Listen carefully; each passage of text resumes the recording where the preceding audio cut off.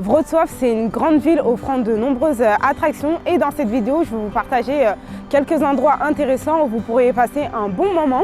Nous visiterons le seul aquarium thématique au monde consacré uniquement à l'Afrique. Nous allons voir l'histoire et le rôle de l'eau. Également, nous allons descendre dans les sous-sols pour avoir quelques secrets hollywoodiens. Et nous allons visiter le mystérieux château Xiange dont l'aura hivernale nous a vraiment surpris. Si vous êtes en visite à Wrocław, assurez-vous de garder un peu du temps pour visiter une de ces places ou peut-être toutes les places. Vous en apprendrez beaucoup, donc restez avec nous jusqu'à la fin de la vidéo.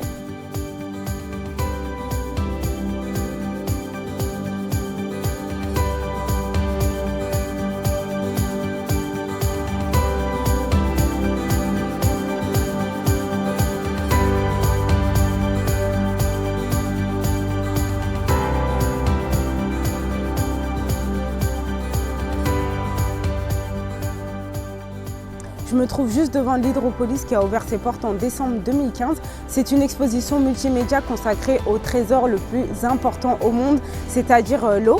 Et c'est un endroit où les expositions multimédia, les installations interactives, les écrans tactiles riches en informations sont mis à disposition pour vous montrer l'eau d'un différent angle. L'Hydropolis m'a été recommandé par beaucoup de personnes et là je me trouve juste devant avec Camille qui va nous faire une petite visite guidée. Hi Camille. Dzień dobry. Dzień dobry. Zapraszam. Okay.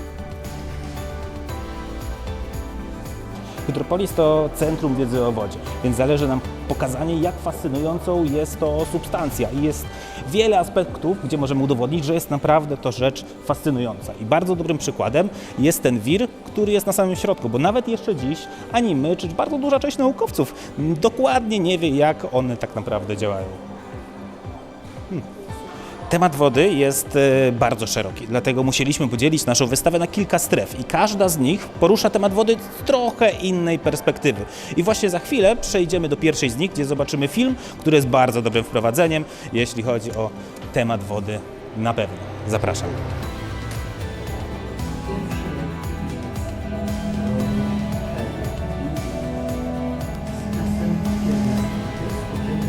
Jesteśmy teraz na strefie, która nosi tytuł Głębiny, więc tutaj się skupiamy na tym, co można znaleźć w najgłębszych miejscach na dnie mórz i oceanów.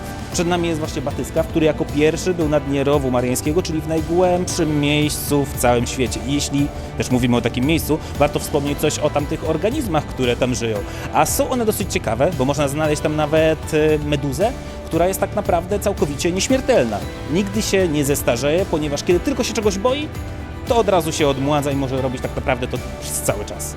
Batyskaw Triest jako pierwszy dopłynął do najgłębszego miejsca na świecie i należy sobie uzmysłowić, jak ogromne ciśnienie tam się znajduje. Musiałem oczywiście sobie delikatnie policzyć, jakbym się poczuł, gdybym miał się tam znaleźć, to okazało się, że gdybym pojawił się w najgłębszym miejscu na świecie, 11 km pod wodą, ciśnienie tam jest takie, że bym poczuł się, jakby położyło się na mnie 270 jumbo jetów. Całkiem sporo.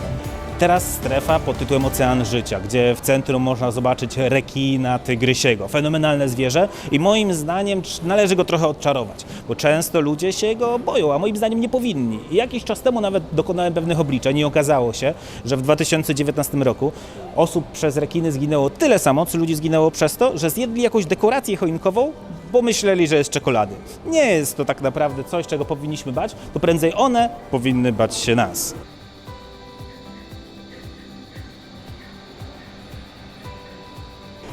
Teraz znajdujemy się w strefie relaksu. Jest to dobre miejsce, żeby odpocząć, jeśli ktoś już zdążył się zmęczyć tym ogromem wiedzy, którą przed chwilą zobaczył. Ale co ciekawe, tutaj też się znajduje ekran parowy. Można z niego korzystać tak samo jak na naszym telefonie, ponieważ jest to ekran dotykowy i nie jest to para, nie jest to gorące, jest to woda, którą po prostu tworzymy poprzez ultradźwięki. W strefie Człowiek i woda na środku znajduje się Dawid Michała Anioła, oryginał we Włoszech, we Florencji, a nasz nie bez przyczyny jest przezroczysty. Mówi nam on dokładnie to, że w naszym ciele również jest bardzo dużo wody. A jeśli wody jest dużo, to też trzeba pamiętać, że wodę trzeba pić. I to jest coś, do czego nakłaniamy nie tylko osoby we Wrocławiu, żeby pić wodę z kranu, bo tak naprawdę jedyną różnicą pomiędzy wodą z kranu a wodą w butelce jest tak naprawdę tylko i wyłącznie ta butelka. Historia inżynierii wodnej również może być bardzo ciekawa i dobrym przykładem jest bania Herona, czyli tak naprawdę pierwszy silnik parowy, który powstał 2000 lat temu. Działanie było bardzo prosto. Ognisko, woda, para wychodziła tymi rurkami, wszystko zaczęło się kręcić, tylko tak naprawdę wtedy nie mieli zielonego pojęcia, do czego to może służyć, to była tylko i wyłącznie dekoracja. A wielka szkoda, bo nasze możliwości były tak naprawdę bardzo duże.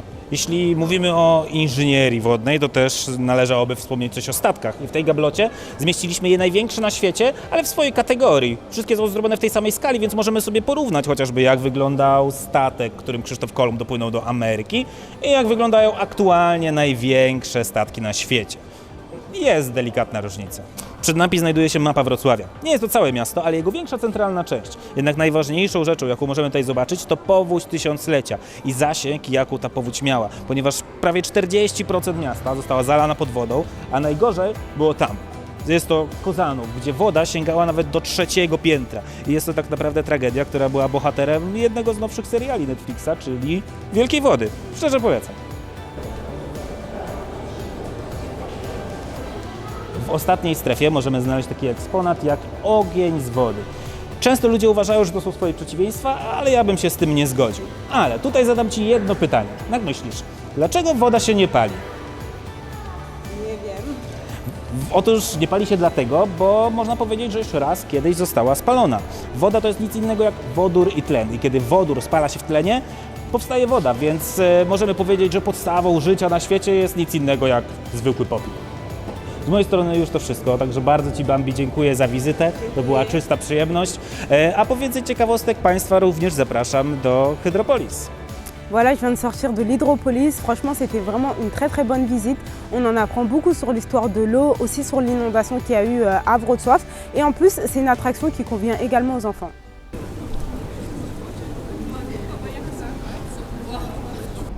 Wrocław, c'est une ville où il y a plusieurs sous-sols et tunnels souterrains qui ont été créés pendant différentes périodes.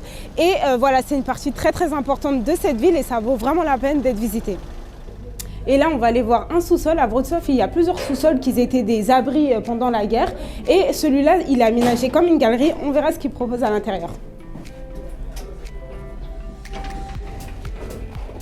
Cześć, dzień dobry. Witam Cię w atrakcji Moviegate. Znajdujesz się 6 metrów pod ziemią, a przed Tobą będzie taka 3-częściowa wystawa, w którym zobaczysz oryginalne eksponaty z planów filmowych, trochę więcej na temat historii tego miejsca, bo jest to stary schron z czasów II wojny światowej, oraz część naokoło, gdzie zobaczysz różne iluzje optyczne, czy też zagadki logiczne.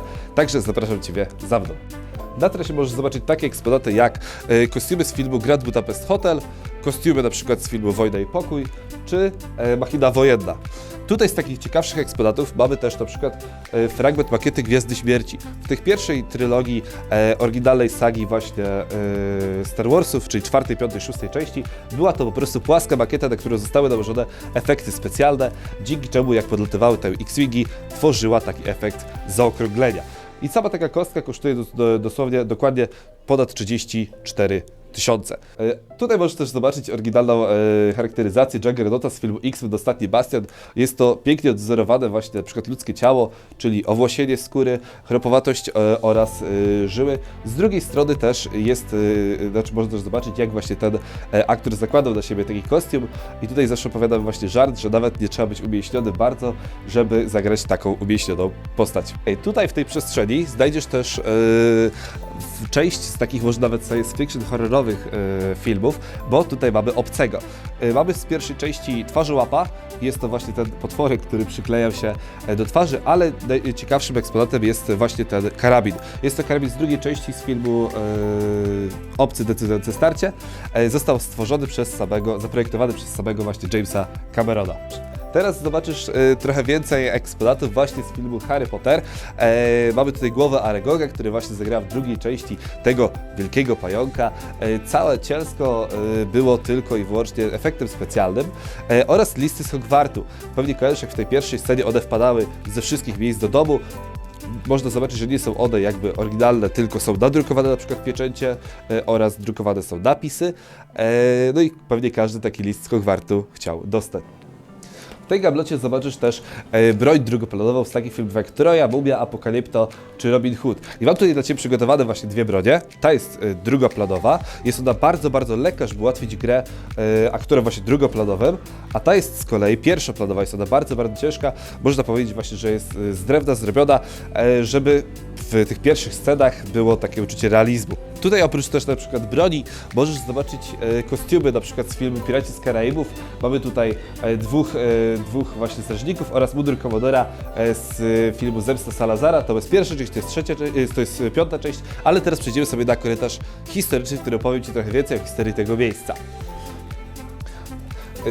Tutaj właśnie w tym schronie prawie 300 oficerów niemieckich wraz z rodzinami się chroniło. W ogóle w całym Wrocławiu tak naprawdę jest bardzo dużo bunkrów, jest masa bunkrów. Tutaj na przykład mamy Karla Augusta Hankę, który był obrońcą Festung Breslau, ale tak jak już mówiłem, jest tu masa bunkrów, w których właśnie cały czas chronili się podczas II wojny światowej ludzie. Tutaj mamy też część właśnie z broni, która była używana w trakcie II wojny światowej, a z tej strony znajdziemy na przykład oryginalną radiostację. Tutaj jeśli przejdziemy sobie kawałek dalej, zobaczymy też oryginalną broń właśnie z walk o Wrocław, między innymi na przykład karabin M46 oraz wyposażenie żołnierzy radzieckich oraz niemieckich. Dalej przejdziemy sobie do części trochę bardziej historyczno-filmowej, czyli tutaj mamy kostiumy z filmu Bękarty Wojny, z filmu Walkiria, a na końcu mamy tajemnicę Westerplatte. Wychodzimy teraz z części historycznej i przechodząc przez pomieszczenie, w którym zobaczymy oryginalne scenarysy z Gwiezdnych Wojen oraz broń z filmu James Bond. Wchodzimy sobie na korytarz naukowy, gdzie zobaczysz różne iluzje optyczne oraz będziesz mogła porozwiązać parę zagadek logicznych. W tej przestrzeni mamy właśnie różne układanki, czy te 3D, czy tangramy, które właśnie można sobie poukładać. Niektórzy spędzają nas po 3 godziny układając właśnie takie układanki. Tutaj w tym pomieszczeniu mamy kulę plazmową, a dalej przechodząc cewkę Tesli, którą tutaj dla Państwa odpalę na chwilę. I dalej mamy już szczęście nieskończoności, czyli iluzje na podstawie lustr weneckich. I można zobaczyć, że patrząc nieważne z której ze stron, nie kończy się ta układanka, dlatego nazywamy to sześcianem nieskończoności. Możesz sobie tutaj zobaczyć do środka, mamy też taką, można powiedzieć, studnię bez dna. Jest to też oczywiście iluzja z lustr weneckich. Tutaj można zobaczyć, że mamy też iluzję z wodą. W tym kranie wydaje się, że woda tak naprawdę leci znikąd, a ciekawszą rzeczą jest tutaj na przykład ten obraz. Jest to obraz Istwana Oroszy, który właśnie tworzył takie obrazy, które w zwierciadle dopiero mogły zaistnieć. Tutaj pierwszy rzut oka można zobaczyć jakieś zburzone morze, statek, a gdy przyłożymy odpowiednie zwierciadło, w tym wypadku nasz walec, pokazuje nam się w lustrze twarz. Oprócz tego, że mamy też część zwiedzalną, gdzie można zobaczyć 3 nasze właśnie tematyczne korytarze, prowadzimy tutaj też pokazy szalonego naukowca. Są to interaktywne pokazy właśnie z ciekłym azotem, przeznaczone tak naprawdę dla każdej grupy wiekowej, więc wszyscy się na tym świetnie bawią i warto coś takiego też zobaczyć. I'll just take your hand. It's like, it's cold. It's not like really that cold, but it's okay?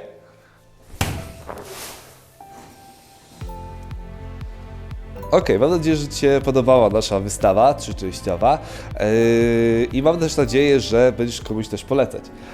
A my zapraszamy oczywiście wszystkich widzów kanału do zwiedzania naszej atrakcji Moviegate, która znajduje się pod Placem Solnym. Dziękuję bardzo.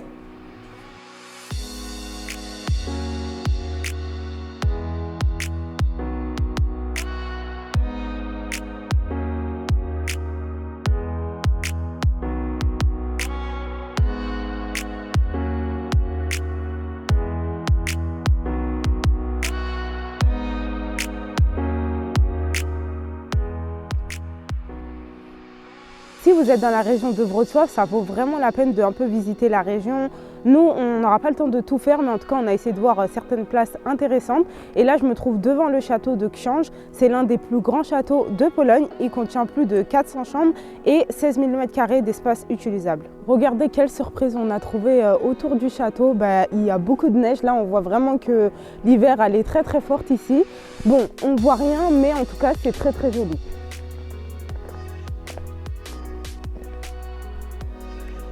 On est à moins de 1h30 en voiture et on a l'impression d'être dans un autre pays, il y a tellement de neige.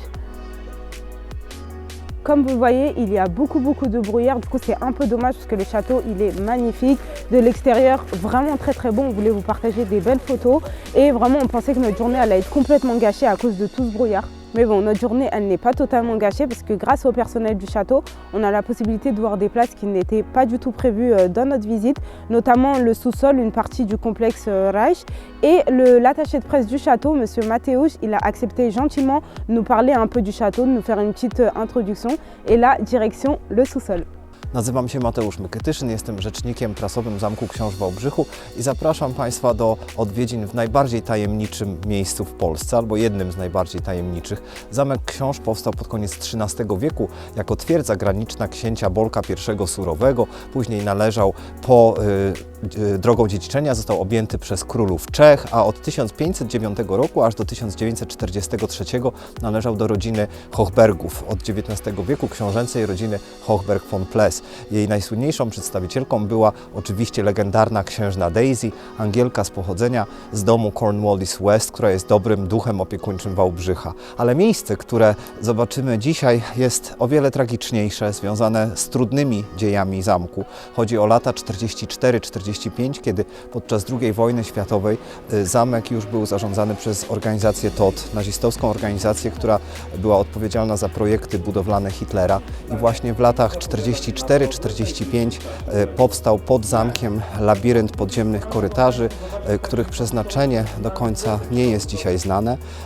Wiemy, że na terenie zamku miała powstać reprezentacyjna siedziba Ministerstwa Spraw Zagranicznych III Rzeszy z pokazowymi apartamentami dla ówczesnych włodarzy państwa niemieckiego, czyli dla Hitlera, dla Ribbentropa, dla Göringa. Szczęśliwie ten projekt nie został zrealizowany, wojna się skończyła, ale też nie możemy zapominać, że tutaj na terenie parku istniał obóz pracy Arbeitslager Fürstenstein, filia obozu koncentracyjnego Grossrosen. I te wszystkie podziemia, które dzisiaj można odwiedzać, bo nasza trasa turystyczna jest dostępna dla turystów od 2018 roku, że te podziemia to także miejsce kaźni i miejsce męczeńskiej śmierci wielu osób. Te ofiary upamiętniamy podczas zwiedzania. Podczas zwiedzania podziemi poznajemy także historię legendarnych skarbów nazistów, między innymi złotego pociągu, którego wszyscy ciągle poszukują i wierzą, że znajduje się gdzieś tutaj między zamkiem a 61 kilometrem kolei Wrocław-Wałbrzych. Zamek Książ to od 800 lat najlepszy adres w okolicy, miejsce ukochane przez nie tylko turystów z Polski, ale praktycznie z całej Europy i z całego świata. Cieszymy się bardzo, że jesteśmy tak licznie odwiedzani i zapraszamy do Zamku Książ o każdej porze roku. Nawet w takie mgły jak dziś jest u nas przepięknie. Do zobaczenia.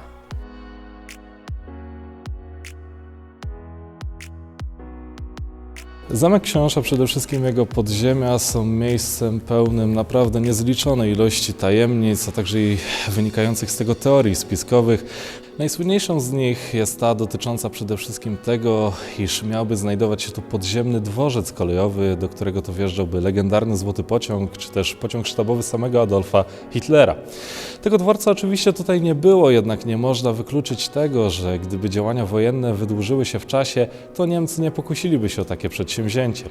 Świadczy o tym dokumentacja, która została odnaleziona w niemieckim Bundesarchiv, a znajdowała się w niej konkretnie korespondencja pomiędzy dyrekcją kolei w Breslau, czyli obecnym Wrocławiu, a kierownictwem przebudowy zamku, gdzie poruszono m.in. temat pociągnięcia około 3-kilometrowego odcinka linii kolejowej, który połączyłby Zamek Książ z pobliską stacją Wałbrzych-Szczawienko.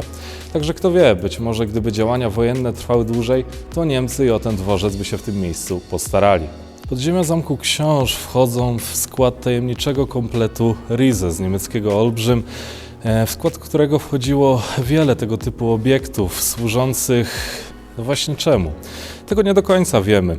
Jednym z naocznych świadków piekła, jakie przechodzili więźniowie, którzy budowali ten obiekt, jest John, a właściwie to Jan Weiss, słowacki Żyd, który znajdował się w pierwszej grupie więźniów, którzy budowali owe podziemia. Z panem Weissem wiąże się taka historia, że udało mu się przeżyć wojnę i powrócił także do Zamku Książ, konkretnie w 1985 roku i co ciekawe, sprowadzono go wtedy również do podziemi. Ale co jeszcze ciekawsze, gdy Weiss zszedł do tych podziemi, był niesamowicie zaskoczony wyglądem tego obiektu. Co go tak więc zaskoczyło? Przede wszystkim to, że gdy Weiss opuszczał te podziemia, nie było tego całego żelbetu, który mogą teraz Państwo zobaczyć dookoła. Była tutaj nieobetonowana skała. Betonowaniem zajmowała się już kolejna grupa więźniów. Weiss natomiast, jak już wspominałem, znajdował się w grupie pierwszej. Jednak najciekawsza rzecz znajduje się konkretnie kawałeczek tuż obok. Chodzi mi o to miejsce. Gdy Weiss stanął mniej więcej przy tym miejscu, miałem wrażenie, że za czasów, gdy on jeszcze przebywał w tym obiekcie, znajdowało się tu jakieś pomieszczenie, komora, że tu nawet było skrzyżowanie. Informacja ta była na tyle ciekawa, że trafiła do odpowiednich służb, co poskutkowało tym, że w 1991 roku grupa górników z Wałbrzycha zeszła do tych podziemi i pod nadzorem saperów wykonała w tym miejscu kilka odwiertów w celu zbadania historii Weissa. Odwierty te są zasklepione, jednak możemy tu zobaczyć ślady po nich. Jeden jest tutaj, drugi tutaj, trzeci tutaj, czwarty tutaj. Tak więc było ich kilka. Jeden z więźniów pozostawił po sobie świadectwo tamtych wydarzeń. Dziękujemy zatem za wizytę w podziemiach. Zapraszamy także do odwiedzenia Zamku Książ. Miłego zwiedzenia. Do widzenia. Voilà, on est sorti du sous-sol et là, on va aller voir ce qu'il y a d'intéressant dans le château. On va commencer la visite au château et la visite, elle se fait avec un audio guide. Vous avez en anglais et en polonais.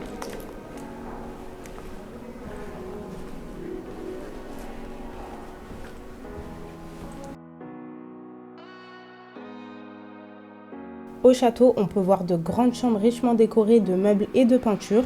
Dans l'une de ces chambres, on trouve une énorme peinture intitulée Alaric à Rome, dans un style baroque qui a été réalisé par un peintre allemand.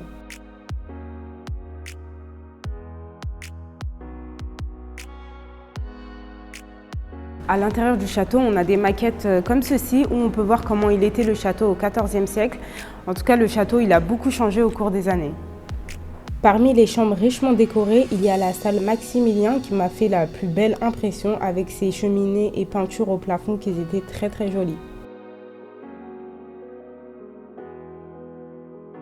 La légende dit que si on touche le mur avec les deux mains, on reviendra au château. Donc j'espère qu'on pourra revenir un jour où il fera vraiment beau.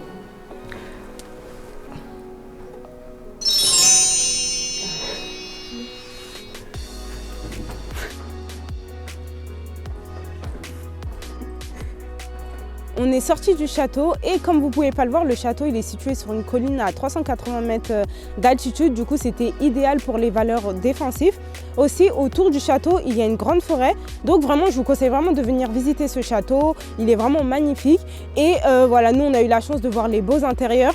Du coup, on a appris des choses nouvelles et c'était très intéressant et une agréable visite.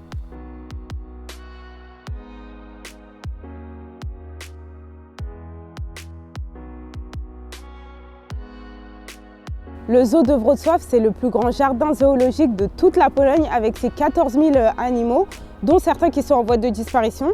L'un de ces cas, c'est la famille des okapis et la seule famille qui reste en Pologne.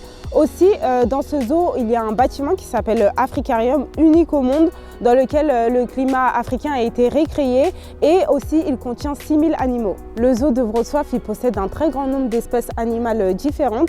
Avec ses 1100 espèces, il se classe au 3e rang mondial en termes de diversité. Et voyons voir si le zoo il est à la hauteur de sa renommée. Pour voir tout le zoo, vous devez compter à peu près 3-4 heures. Nous, on ne sait pas combien de temps on va rester parce qu'il ne fait pas très beau, donc sûrement on va rater quelques espaces à l'extérieur, mais on va essayer de voir le plus de choses possible.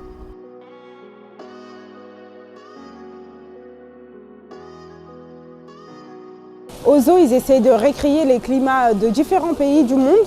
Et là, par exemple, on se trouve dans un endroit où ils ont récréé le climat de Madagascar, un peu humide. Et regardez où on se trouve, franchement, c'est magnifique. On a l'impression d'être dans une jungle. Et en haut, on a même des chauves-souris. Les bisons européens que nous pouvons admirer aujourd'hui dans leur milieu naturel, c'est uniquement grâce au fait que des animaux comme celui-là étaient dans des zoos à travers le monde. Le dernier bison européen qui vivait à l'état sauvage a été tué en 1919. Aujourd'hui, plus de 100 ans plus tard, il y a 2500 bisons européens en Pologne et la plupart vivent à l'état sauvage. Le sort du bison européen peut être partagé par de nombreuses autres espèces et les zoos comme le zoo de Wrocław peut être une genre de arche de Noé qui permettent aux autres espèces de survivre. Dans le monde d'aujourd'hui, un zoo, c'est pas seulement une place pour venir voir des animaux exotiques. Les zoos, ils ont leur propre mission et c'est la protection des animaux. Si c'est juste pour la visite, c'est pas nécessaire de garder autant d'animaux parce que la plupart des gens ils viennent voir que les mêmes animaux. Mais en fait, c'est très important pour garder la population d'animaux qui disparaîtront dans leur milieu naturel. On a fait un petit tour et là il fait vraiment froid, mais heureusement on a l'Africarium juste ici où on peut se réchauffer aux températures tropicales.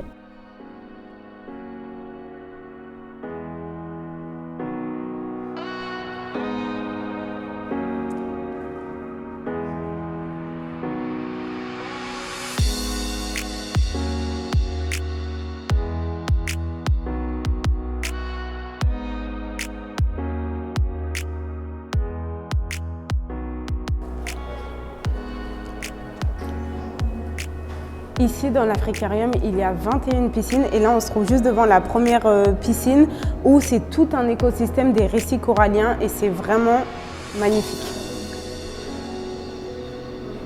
Le bâtiment il est divisé en plusieurs sections et chaque section elle est décorée en fonction de la place. Par exemple là on se trouve en Afrique de l'Est et on peut voir que toute la décoration fait penser à l'Afrique de l'Est.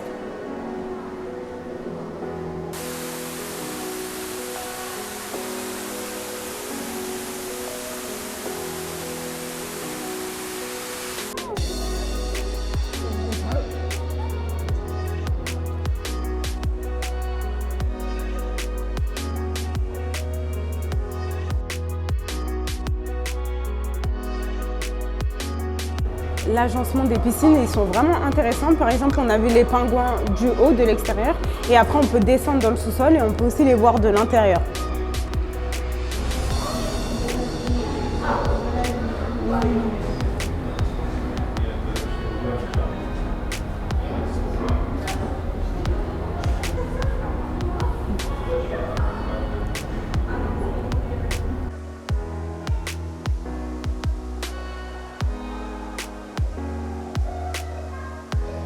Après avoir visité les piscines, là on se prépare à aller visiter la jungle tropicale. Allons-y.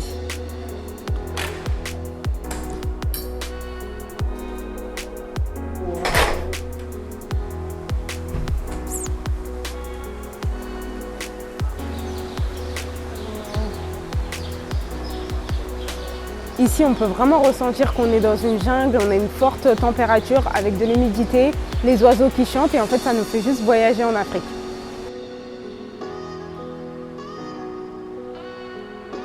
Là, je me trouve dans une pièce où on a plein de papillons du monde entier et en fait, les papillons, ils sont tous libres.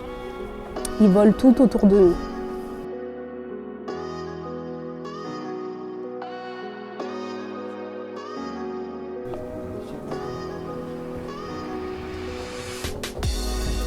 Voilà, la visite au zoo, elle est finie. Franchement, il y a beaucoup d'espaces très intéressants si vous venez en visite au zoo. Malheureusement, à cause du froid, on n'a pas pu voir plusieurs animaux exotiques, c'est un peu dommage. Là, on a quand même pu voir l'éléphant qui n'a pas peur du froid et du coup qui s'est montré. Un petit conseil, si vous venez, venez quand même quand il fait chaud, c'est beaucoup mieux.